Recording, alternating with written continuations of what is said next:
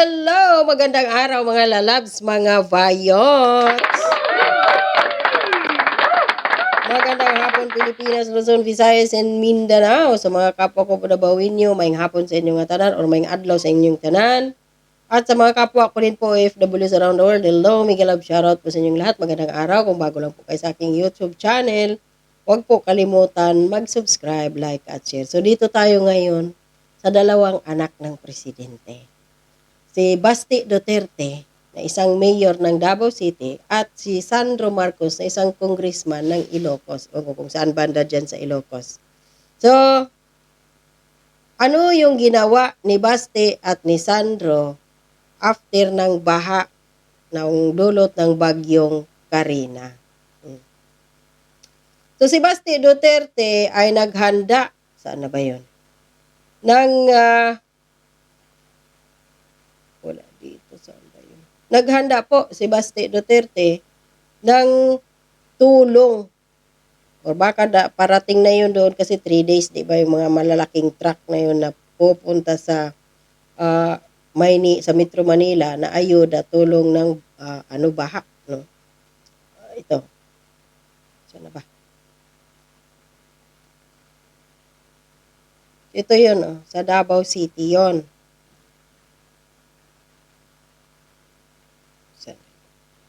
Masyado kasi ito. So ayan, ang tulong ng Davao City Mayor Basti Duterte sa na apektuhan ng baha sa Metro Manila. So ayon dito, ang pamahalaang lungsod ng Davao sa pamamagitan ng Davao City Disaster Council ay magbibigay ng pinansyal na tulong sa mga LGU sa Luzon na diniklara sa ilalim ng state of calamity dahil sa bagyong Karina. Palakpak. So ito yung picture. No? Sa munisipyo ito ng City Hall ng Davao. So ito yung picture ng kanilang ipapadala na tulong. Yun. So wala po yung pangalan niya na Basti Duterte Rice. Ano ang nakasulat dyan? From the people of Davao City. Ibig sabihin, hindi ipal ang mga Duterte. Hindi kagaya ng mga Marcos at Romualdez na kung saan ay meron silang saan na ba iyon? Maliban dito sa Romualdez Rice, utangin na talaga ito, no? Aba, ngayon ay may BBM Rice na din. Hindi din nagpatalo si Insan. Ay, ako mga putang inang ipal. Nakainis naman yung liwanag ng cellphone na to eh. Ayan BBM Rice. Ayan. Ayan, di ba? May BBM Rice na rin. Ayaw talaga magpatalbog. So ano bang meaning ng BBM na to? Bigas ng bayang masagana.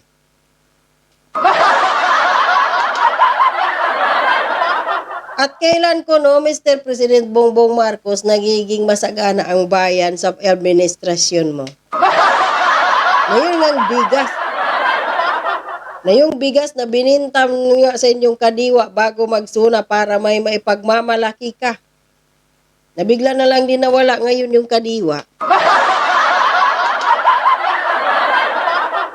Bago magsuna si Bongbong Marcos, naglipa na ang kadiwa sa Metro Manila. Nung patapos na, malapit na ang suna ni Bongbong Marcos, 1 week before, yata iyon, something ganyan. Sabi balita yun ni Noli de Castro. Nawala bigla yung kadiwa.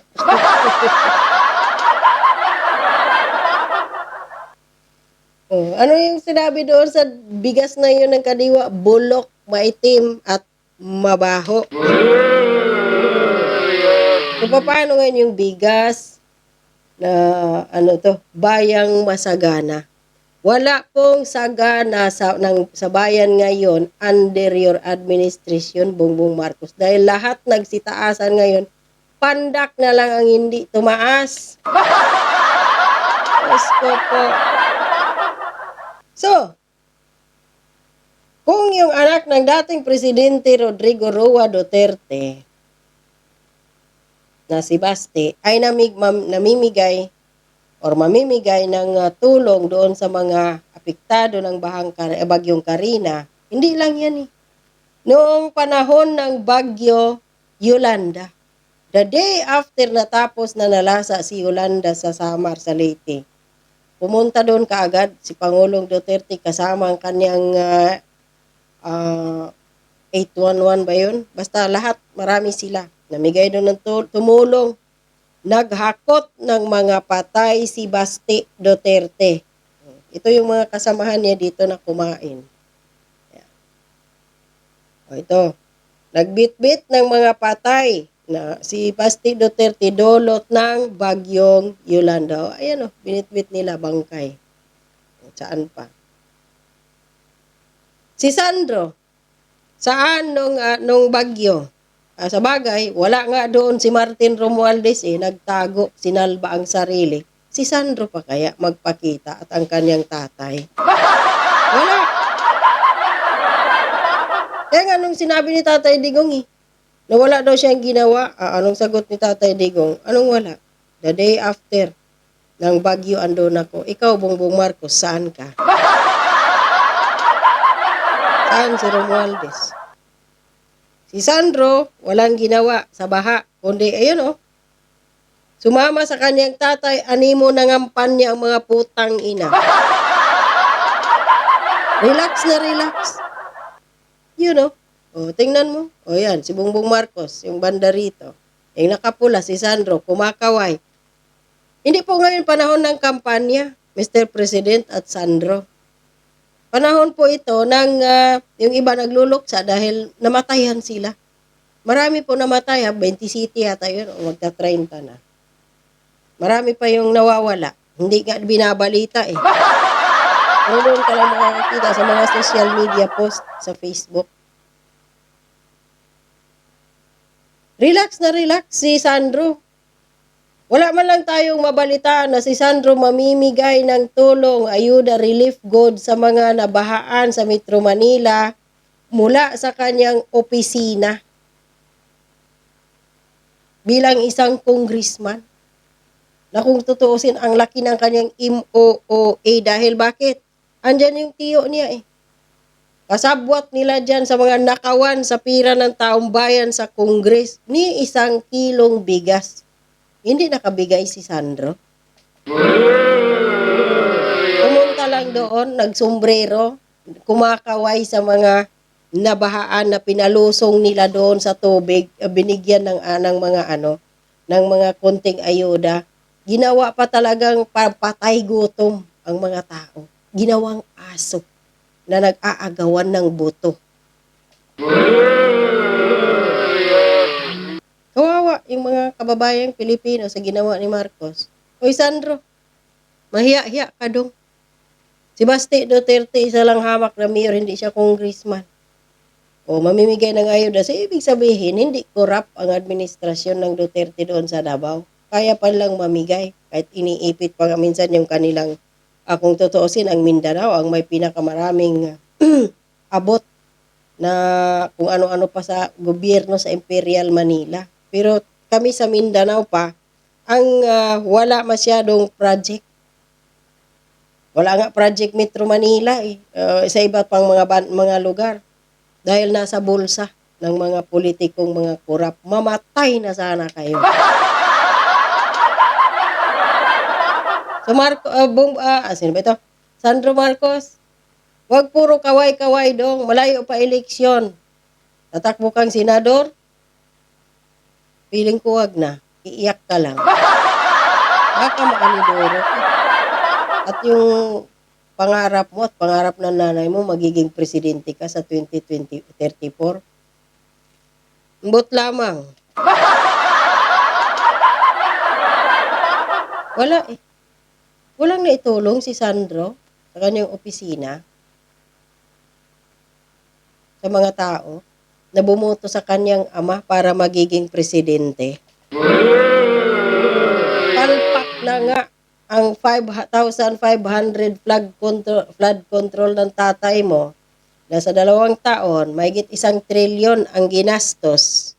Tapos, ginastos ba talaga yun or binulsa? Saan ang mga flood control na yun? Hindi natin alam. Ipapack-check natin kay Idlingaw. Mahilig siya dyan. Kayong mga putang ina ninyong mga nananawagan kay BP Sara kung saan siya. Ito pala. Bakit hindi kayo mananawagan sa administrasyon ni Bongbong Marcos kung nasaan na yung 5,500 flood control? Bakit sobra yung baha ngayon? Kung saan, sa administrasyon niya lumobo yung budget ng flood control 2023 at 2024. So, bakit grabe ang baha? O ito yung isang ipal na matagal ng buwaya sa Kongreso. Ito ay sabi dati sa mga balita, post ng mga taga Bicol. Ito si Idsil Lagman. Walang-wala daw to dati eh. Nung nag-asawa daw to, nakitira lang to sa kanyang biyanan. Hanggat unti-unti pumasok sa politika, nagkaroon ka agad ng nagiging mayor pa yata to, o ano to siya. Nagkaroon ka agad ng mansion. Maraming mga lupain. Tapos yung mansion niya may sarili ding kalsada, gawa ng DPWH. So ito, si Lagman, abogado pa naman to, pero hindi na, maraming ang mga abogado na magagaling no, nagiging gago ngayon. Isa na to. Yan si Abalos, wala yan eh. Halata si Abalos na abogado, sa Ricto yan nag-aral, Quiapo branch. Sabi ni Lagman dito, nung si BP Sara wala, Vice President Sara Duterte left hundreds of thousands of Filipinos in agony and despair due to the onslaught of Super Typhoon Karina as she flew with her family to Germany last Wednesday for an apparent vacation. Lagman, abogado ka di ba at mambabatas? Di ba alam mo kung ano yung papel ni BP Sara, lalo na ngayong wala siya sa gabinete na ni Bongbong Marcos? Isa na lang siyang spare tire, di ba? Maghintay kung kailan mamatay si Bongbong Marcos, kung kailan mabulunan ng sinisinghot niyang polboron sa kanyang ilong. Kung babara doon, hindi na siya makahinga, mamatay na siya, yun ang trabaho ni BP Sara. Siya yung kapalit. Wala siyang mandato. Sabi pa niya dito, her lack of empathy and concern is appalling as Metro Manila and many parts of the country are reeling in a state of calamity. So bakit mo hinahanap si BP Sara, hindi man siya presidente? Andyan man, trabaho man yan ni Bongbong Marcos. So ibig sabihin ninyo, hindi kayo believe kay Bongbong Marcos, inutil ba si Bongbong Marcos? Patay na ba si Bongbong Marcos? Para hanapin ninyo si BP Sara. Kung ganon, palitan na natin si BP Sara. Si Bongbong Marcos pala, palitan na natin. Iupo na natin si BP Sara. Kasi yun yung hinahanap ninyo at hindi ang presidente. Dapat nga din ninyo hanapin si Lisa Marcos bilang isang auxiliary, Vice Admiral ng Philippine Coast Guard. Trabaho niya mag-rescue. O bakit si BP Sara ang hinahanap ninyo, mga putang ina kayo? Hindi na trabaho niya. Kahit wala si BP Sara, umaandar ang kanyang opisina ng OVP. Namimigay siya pa nga ang nauna namigay ng mga hot meals, etc. Tapos, nung humupa na yung baha, at namimigay na naman ang kanyang opisina ng mga relief goods, mga kumot, unan, habol at kumot, pareha pala. At mga relief goods. Bakit siya yung hahanapin ninyo? Kahit wala nga siya pang-opisina pa niya ang naunang namigay kaysa kay Bongbong Marcos. Saka pa sila nag-meeting. Oh, ikaw, bilang isang congressman, ano yung naitulong mo doon sa nabahaan? Malaki ang pira mo. Yung mga MOOE ninyo, hindi nga kayo hanggang ngayon nagbukas eh. Open the book of your account, mga putanginan ninyong mga buhayang congressman kayo. Ikaw lagman, pangasngal-ngal-ngal ka dyan kay VP Sara, tumulong kang putang ina ka. Huwag kang umasa sa iba. Mga public servant kayo. Marami pira ninyo na kulimbat mula sa aming tax. Tumulong kayo, baboy kayo.